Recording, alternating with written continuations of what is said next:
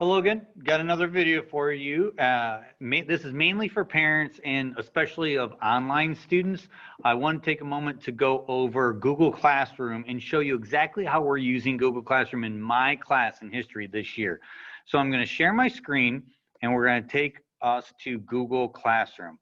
So when your child logs on this year, they should be seeing this kind of screen. This is for my first period. So up in the blue, I haven't changed the image or anything like that. The class code is up there, but then really important, hopefully you can see my mouse moving and everything like that, is the Meet link. So if your child is online, that's the link that they should be hitting to be able to participate in the class that day. I've told kids, if you're an in-school learner, but you're sick, now, I can't expect you to do stuff if you're sick, but you could maybe put it on and listen. I would never expect that, but it's there for you. This Meet link for online learners, we're going to do a Google Meet every single day. We're going to do a live streaming every single day. Unless in what I send out to the kids, I've told them, no, you don't have to do it. So for example, it just so happens on Monday, I'm not here. We're not going to have a substitute teacher live stream. It's impractical to go through all this codes and everything.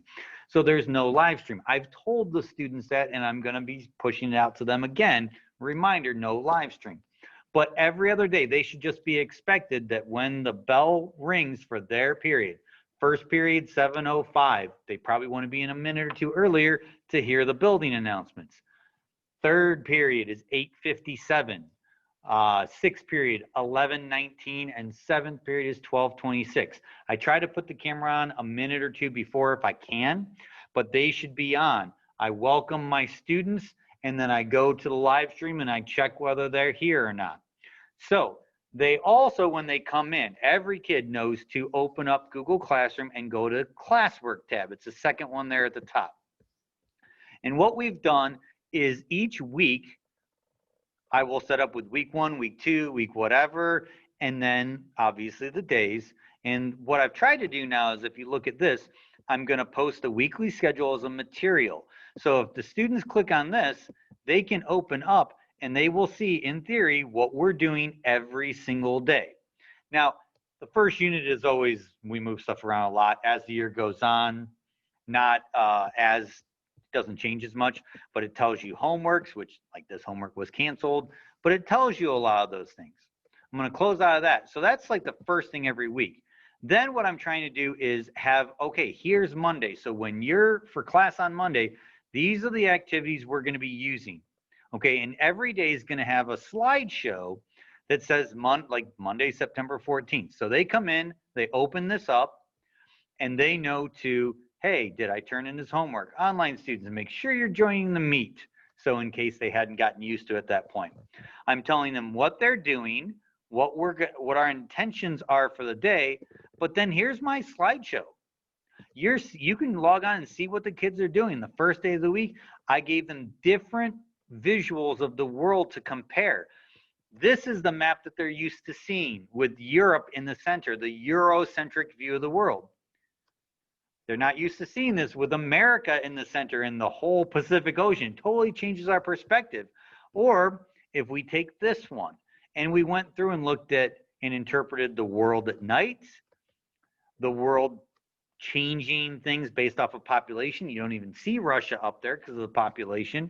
We looked at like COVID data, and we looked at wealth per adult. And like the kids were surprised, if you look over here, per adult, Canadians earn more than Americans in this chart. You know, charts can be misleading, and I made sure the kids were clear on that.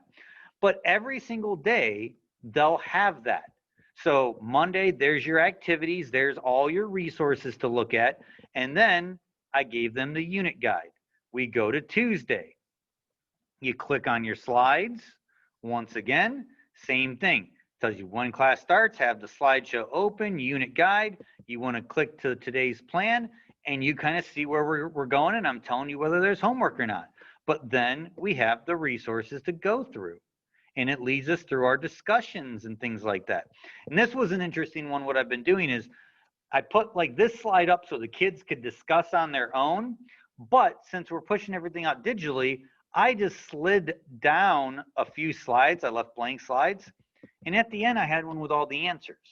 Now, I told the kids, don't get used to looking way ahead because that's not going to help you in the thinking process. But this way, the kids have it shared out to them. So they don't need to worry about taking every bit of notes. Now, we obviously want to work on our note-taking skills. But in this case, I wanted them to discuss more than write down every single word. It streamlines things. It moves it quicker. It was a productive method that day. Um, I just want to make it clear so you can see this. There's a Tuesday, and then I have like any activities. Wednesday, here's your class activities. Here's a checkpoint that you need to make sure you get done. And the kids would click on it, do it. They follow along in class. But that's really where we're going. Most of the time, like these Google Forms, they're going to submit and I see the data. But maybe something like the unit guide, they're not going to submit it to me until we're done with the unit. Some things will be submitted. Some things I might be like, put it on different paper, show me. But not everything will be turned in the way we're necessarily used to. So I'm hoping to keep this where I told the kids, even though it's a lot of work for me to do a different slideshow every day, this way they can know, hey, it's Wednesday on the calendar. I'm going to go to Wednesday. I know what week I'm in. I know I click on this. I open up my slides for the day, and then I have all of my resources. Today was Friday. So they come down here, class activities, slideshow, the video that they had to watch, and a passage that I asked them to read if they got done with the video. So I hope that this has helped a little bit, just so you kind of see how our class works. I told the kids, if this is silly, if this is messing them up, for them to tell me.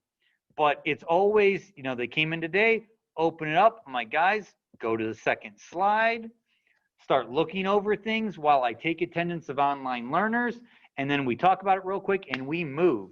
And then the kids can go through, they see everything, they can go back to everything. I can use it as an interactive. I think it's helped so far. So my hope is if the kids have better ideas, I'm as big at ears as possible to listen. I think I'm going to keep this for a little bit because I like this system, but I hope this helps you understand how we're doing things. And especially if you have an online learner, you can now go, oh, hey, remember, you should be getting onto that slideshow and checking activities that way. If you do have questions, obviously email me and I'll do my best to help you out. I hope that this has helped, and have a good day.